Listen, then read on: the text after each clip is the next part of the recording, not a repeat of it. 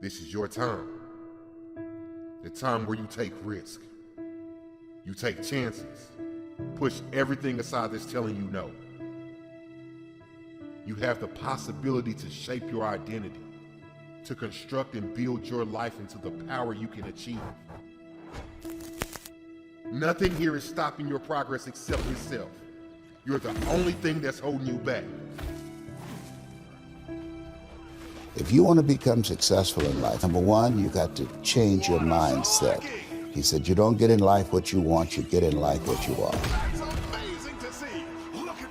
Develop your communication skills, because once you open your mouth, you tell the world who you are. I believe that all of us are born unique, but most of us die copies. You got to find out what is it that turns you on, what resonates with you. One of the things that I realized and what allowed me to become successful as a speaker, the speaking industry has been hijacked by people who speak to sell, and it's okay to do that and make money. I speak to change lives because somebody spoke and changed my life. So this is my passion. This is my drive. This is something that I feel in my heart. And so the key to that hunger-driven life is a heart-centered life. I didn't do what I'm doing for years because of my programming, because of the culture in which I was raised in. I would see other people with degrees and PhDs and MBAs and credentials I don't have, and I convinced myself I couldn't do it. But Mr. Washington, on that day, we became friends, and he taught me not only someone's opinion of you does not have to determine your reality. He said that you have to work on yourself. You have to have an unstoppable attitude, and no excuse is acceptable, and you've got to make it a priority, a non-negotiable in your life, and hold a constant vision of what it is you want to achieve, see it accomplished, and go all out. Find a way to win in spite of the setbacks, in spite of the disappointments, in spite of your failures. I tell people when I'm giving presentations, you will fail your way to success. I have a saying, is life knocks you down, trying to land on your back, because if you can look up, you can get up. Never let a situation or circumstance define your life, no matter what it may be. And understanding that you got something inside of you that's greater than that situation or that circumstance, but you have to constantly believe it, and not only believe it, you have to make decisions and choices every single day that put you a step forward toward what you believe your destiny is.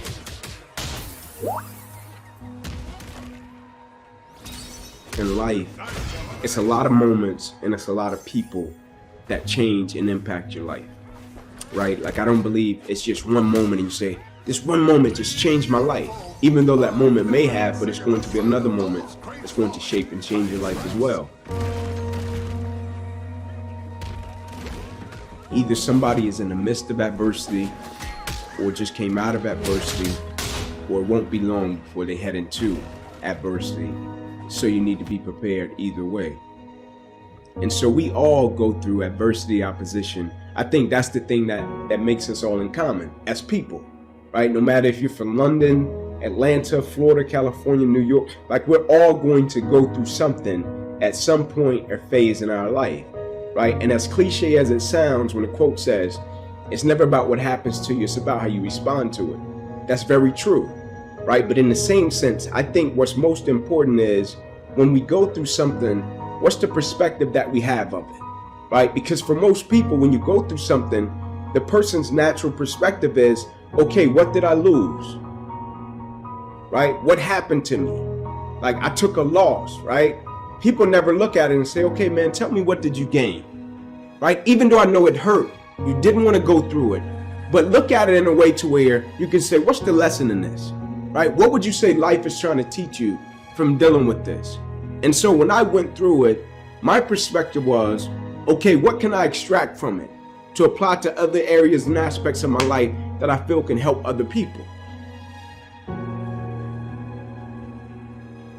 And I firmly believe the quicker you can shift your perspective from yourself to others when you're in the midst of adversity, the quicker you'll get through it, right? Martin Luther King has a quote that says, life's most persistent and urgent question is, what are you doing to help other people? Now, I'm not telling you to not acknowledge your pain. I'm not saying that. I'm not telling you not to say, man, I'm going through this and it's hard. I'm not saying that. I'm saying when you go through it, look at it, step back from the picture and say, okay, I'm dealing with this. 9 out of 10 times, there's somebody else that's either dealt with it or they're going to deal with something similar to this. And if I deal with it in the right way, I can use it to add value to lives of other people. When you live a heart-centered life, deciding that you're going to live a life that will outlive you, you're going to live a life that counts, a life that will build a legacy and change the planet. You know, Horace Mann said, we should be ashamed to die until we've made some major contribution to humankind. Get to know yourself. That I believe that we're taught, be ye not conformed to this world, be ye transformed by the renewing of your mind. Don't live the life that has been given you. When you go for a walk with someone, something happens without being spoken. He said, either you adjust to their pace or they adjust to your pace. Whose pace have you adjusted to? And so there are things that we pick up and we think that they're our choices, but they're the choices that we've been programmed by life to do. When we leave our homes in the morning, we're bombarded with over 6,000 advertising hits through Facebook, through Twitter, through Instagram, through television, through our phones and through our communities, and through the computers. And so all of these things are impacting us every day. So if you don't have a program for your mind, then your mind is going to be programming. You'll find yourself doing things that you did not know and that they affected you, that they, through marketing techniques and strategies, that they will create a thirst within you. You've got to have someone that can see something in you that you can't see, that can take you to a place within yourself that you can't go by yourself. Stop overthinking everything so much. Realize that while you are trying to do a lot of things in your life, and you are Terrific stuff by the trying to be better than you were yesterday, also realize you don't have to try to do anything. You just have to do, and you just have to be. You have to understand the concept of you're not actually really doing anything, you're being done. Each and every day is an opportunity to get something from the day rather than just going through the day. But there are a lot of things that we can't always control. We can't always control the temperature outside. We can't always control what the birds are doing or what the fish are doing or what the animals are doing. But we can control what we're doing. We can control who we're hanging out with. So in a sense, we can get some control over the anxiety that we have. And the way that we're going to gain control over those things is to think about some of the hurdles that we may have, some of the things that are blocking us from making quick action. The reason that I think belief is important is because, like, when you're young or when you do something and you're a novice, right, and you start out doing it and you might think you can do something with it, or you might not. You might do it and it's being driven by your passion. And then somebody comes along that's a little bit older or even more experienced, and they can see it in a way that you can't see it, right? And so I think it's important with belief, because if a person believes in you in a way that you don't believe in yourself, you can rent that person's belief until you get strong enough to possess your own, right? And you use that person's belief to fuel you every single day, right? Because you can have a level of belief with what you're doing, but you can go back to a certain set of circumstances that tell you, nah, it's not going to happen. And so you rent that person's belief until you get strong enough to possess your own. Life is an adventure, and it's going to be a challenge. And get ready because you're going to fail your way to success. You're going to get slapped around by life. And don't spend time complaining about it and telling everybody 80% don't care and 20% glad it's you. think the number one thing that keeps people from being successful is their fear of a whole bunch of different forms. Sometimes it's about the people around you and how they'll perceive you, because, maybe you grew up in a household where, things weren't accepted, or, maybe your parents didn't accomplish things and then they put that kind of insecurity on you. These are the things that I feel like sometimes it prevents people from being who they want to be, because all it takes is somebody wanting to take a step, and there are certain things that a lot of people in this world are thinking in their minds and they're just not going to do. Like, I used to always try to pull a lot of people and be like, do what, you can do this, but the people that hear that motivation over and over again, sometimes they take that step. Some people just have it in them early, it just starts, and they're just getting the muscle memory of just doing things. There's so many things in our lives that we're scared about, but we're still here. We made it past all these things, and if you fail, so what? You start over, do it again. But most people that fear of failure is the thing that I think prevents them from really being successful. And then also, it's like a lot of other things that are just difficult to do. When you tell people the answer to success, it's a lot of hard stuff. Let your success fill itself around you. Let it construct around you. You got to work hard, right? Nobody wants to hear that. Everybody wants a shortcut, Some people understand that. They appreciate the progress, If you tell people right now, hey, if you want to lose this many pounds, this is what you got to do. There's no short solution. But every time, there's still people out there selling whatever Herbalife treatment or whatever to try to get you the quick, short route, because people believe that, I'm going to do it the easy way. And there is no easy way. So when I tell people that, it's very blunt, it's very straight to it. You have to want to do it. But the best way I try to explain it is like, when you're chiseling on a rock, you can chisel for a long time, and you can chisel 100 times, 200 times, 300 times, and it won't break. And then when you get to 5,000 times, it finally breaks. But all the work that you did is what made it break.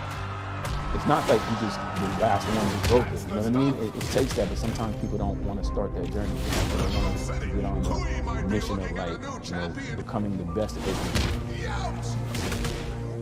Move away from your past and move toward a new purpose, a purpose that gives you the success you've always wanted, the success that leads you to a future you deserve. Bring your life into the direction you want, the direction to change your perception, your perspective. This is the power you've earned. Don't let yourself be taken by one more mistake. Don't let yourself slip from one more wasted opportunity. Have the confidence to take action. Have the confidence to appreciate the decisions you make, to make every choice with the purpose to change, to improve. As a collective, a society, we all want similar things. We all want to succeed, to improve, to be better people. We all slip, but that's how life functions. That's the only way for us to learn. You can be more. You can have more. I feel like we spend way more time in our own minds than we do talking to other people. Like, you really spend a lot of time trying to figure it out. There's all these thoughts that come to you, whether it's like, things around you, people talking to you, people close to you, things you see, TV, whatever, and you're bringing in all these different things trying to figure out your path in life, So I think it starts with having some real understanding of what your strengths are. It's about being honest. A lot of people just aren't honest with themselves. You're telling yourself this thing, but you there's so many people that say, oh, I'm gonna be an entrepreneur, I'm gonna do this, and if you really dive down into deep, they don't really believe it, and that's okay. You can unlock that, but you have to figure out how to unlock it. There's a conscience that's sitting right here telling you this thing, and you try to brush it off. You have to be very honest with yourself, and then if you're not, that doesn't mean you can't succeed. It means that now you're very honest, and knowing you're not as good, then you can work on getting good. But if you think you're already good at it, you don't work on it. So I spent a lot of time just reflecting on man, what am I good at? I used to think I'm going to the NBA. I was unrealistic about it. You start to see people that are way bigger, way faster, and you're not telling yourself the truth. You're just like, no, I'm going to the NBA. You start with doing what you're passionate about, right? Because there are a lot of people that are going through life right now trying to figure it out. Man, I don't know what I want to be. I don't know. I was at that moment. It's not about money. I want to make it very clear. The money will come if you focus on passion, focus on information and relationship. And I'm going to stand on the top of the mountain and sing that all day. And hopefully it has a real impact on people's lives. And I'm going to feel good about that.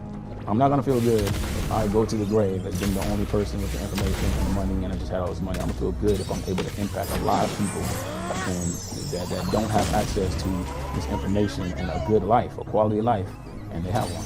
That's awesome. That makes me feel real good. I think the true measure of wealth is happiness, right? Like I really do. And it's not saying that I'm against money. I'm not against that at all. Because you gotta work hard, make your money to take care of your family and be able to bless people. But I think it's a lot of people with so-called wealth and they don't have joy and they don't have happiness, right? And I feel like joy, happiness, and peace is the most important things we can possess, right? And for most people, their material possessions, they feel are the most important. For me, when you got joy, when you got peace, when you got happiness, I think that's true wealth because you can't put a price on that. Having a purpose is that thing that makes us tick, that gets us up every day and gets us over the hump of opposition and adversity. And the reason that I champion adversity and opposition is because I think for the most part in life, people pretty much know what to do when things go right, right? Like when things go right, they know how to feel, they know how to act, how to react. But it's when that opposition and that adversity comes and it creates a level of misunderstanding, right? Now the vision is blurred. Now you don't have clarity about what you're supposed to do. Now you question if your existence matters.